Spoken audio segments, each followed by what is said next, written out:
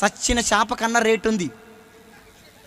లేదా 150, 200 సచ్చిన రొయ్య కన్నా, లేదా ఎండిన చేపకు రేటు, సచ్చిన చేపకు రేటు, సచ్చిన రొయ్యకు రేటు.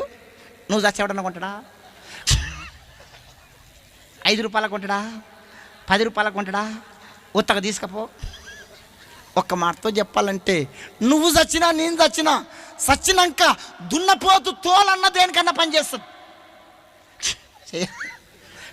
చేయదా? దున్నపోతు తోలన్నా చెప్పరే, నీ తోలు నా తోలు, నీ తోలు నా తోలు. నువ్వు